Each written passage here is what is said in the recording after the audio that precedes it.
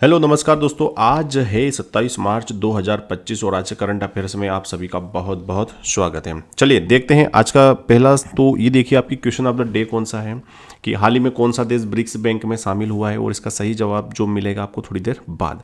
तो शुरू करते हैं और देखते हैं आज का पहला सवाल क्या कह रहा है।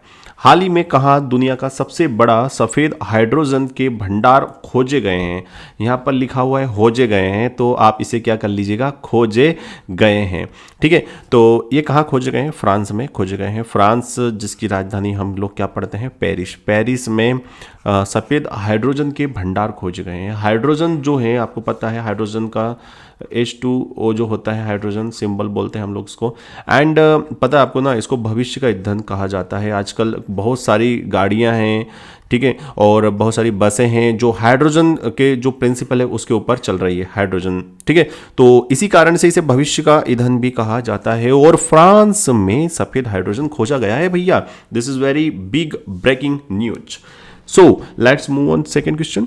मार्च 2025 में टाटा मोटर्स ने किसे अपना ब्रांड एम्बेसडर बनाया है। टाटा मोटर्स के बारे में कौन नहीं जानता, सभी लोग जानते हैं भाई साहब। आपने कोई गाड़ी देखी होगी टाटा की। अब जब भी टाटा मोटर्स का कोई भी एड आएगा तो उसमें एक भैया दिखेंगे, और उस भैया का नाम है विकी कौशल। विकी कौशल को आप जानते होंगे, हाउ इज द जोश। हाँ ही नहीं बोलना है, पता है ना, वही हाँ भैया, हाउ इज द जोश। और अगर फिर तुम्हें याद नहीं है कि बोले सर फोटो क्यों नहीं लगाया, अरे क्यों नहीं लगाऊं फोटो। और ऐसे व्यक्ति के फोटो लगाने से कोई मतलब नहीं है, क्योंकि आप जानते हैं जो हमारी कैटरीना भाभी है ना, उनके घर वाले हैं, मतलब कैटरीना भाभी के खसम जो हैं वो हैं विकी कौशल, और उनको ब्रांड एम्बेसडर बनाया है। किसने बनाया है ब्रांड एम्बेसडर?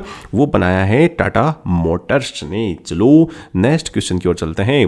हाल ही में कहा 7वें एक्ट ईस्ट बिजनेस शो का आयोजन किया गया है। और पहले एक एक कुछ शब्द को डिकोड करते हैं।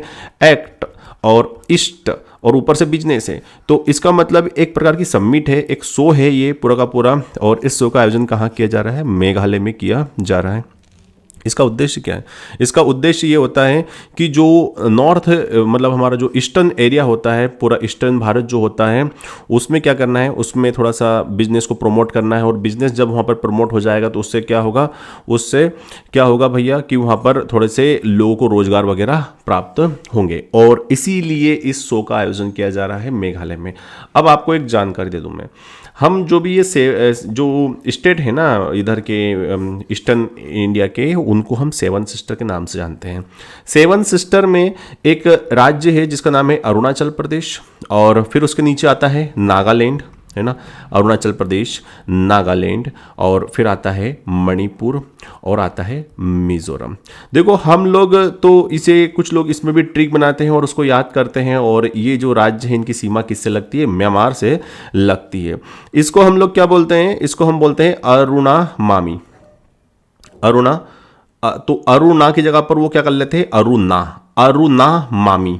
अब अरुणा मामी को कैसे याद करते हैं? अरु से अरुणाचल प्रदेश, ना से नागालैंड, मा से मणिपुर, मी मामी, माँ पहले आएगा भाई साहब, है ना, मी बाद में आएगा।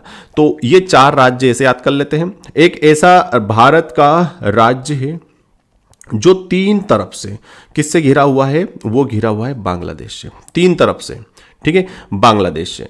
और एक सवाल और बनता है कि भारत और जो त्रिपुरा वाला जो लाइन होती है ना, लाइन है ना, बाउंड्री, जो इंटरनेशनल बाउंड्री, उसे शून्य रेखा कहा जाता है, अर्थात जीरो लाइन कहा जाता है। अगर शून्य नहीं आएगा तो क्या आ जाएगा? जीरो आ जाएगा।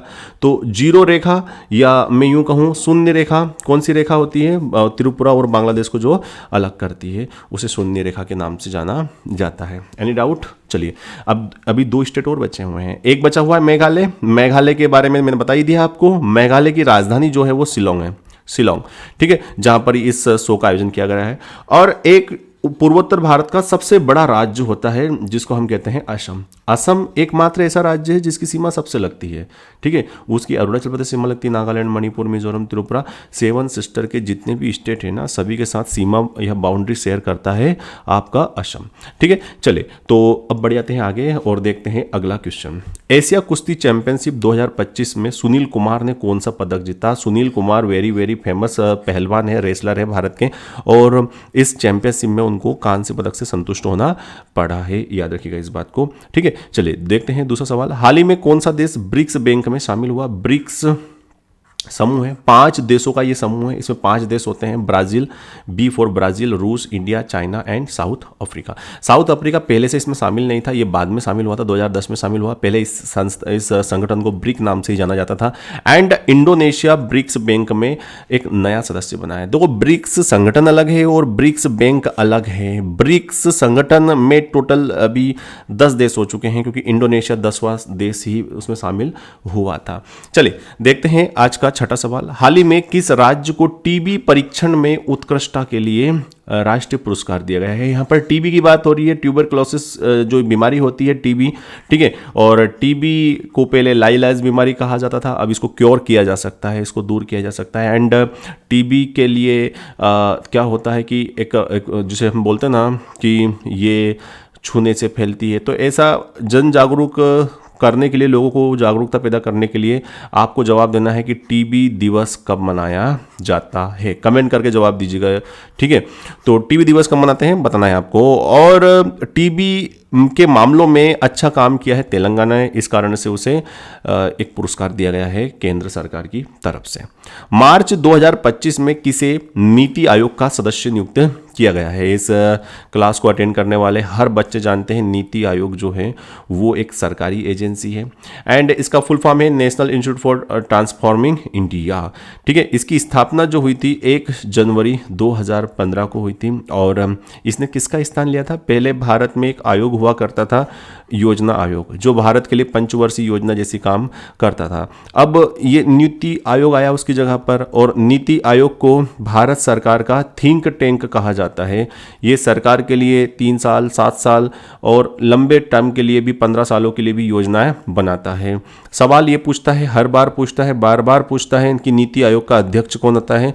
जो प्रधानमंत्री होता है वही नीति आयोग का अध्यक्ष होता है। इसके उपाध्यक्ष होते हैं, इसके सीईओ होते हैं और कुछ इसके अंशकालीन पूर्णकालिक सदस्य होते हैं। तो मार्च 2025 में राजीव गौबा को नीति आयोग का एक नया सदस्य बनाया गया है, या नए सदस्य के रूप में नियुक्त किया गया है। आज का 8वां सवाल देख लीजिएगा।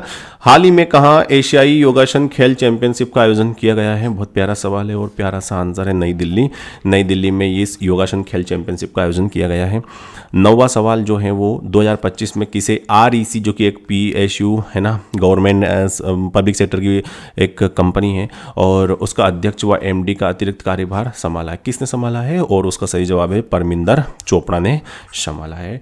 एंड आज का लास्ट सवाल जो है वो ये है, भारत किस देश के साथ एकी में नौसैनिक अभ्यास में हिस्सा लेगा? एकी में नौसैनिक अभ्यास भारत और अफ्रीका महाद्वीप के एक देश तंजानिया के बीच में ये हो रहा है। बहुत प्यारा सवाल है, ये सवाल से 101% क्वेश्चन आएगा भविष्य में। एकी में अभ्यास किन 2 देशों के बीच में होता है? तो तंजानिया के बीच में हुआ है और भारत के बीच में हुआ है। तो ये थे आज के 10 महत्वपूर्ण सवाल। आई होप आपको अच्छे लगे होंगे। Thank you very much for the discussion. Have a nice day. Bye bye, take care. जय हिंद, जय भारत।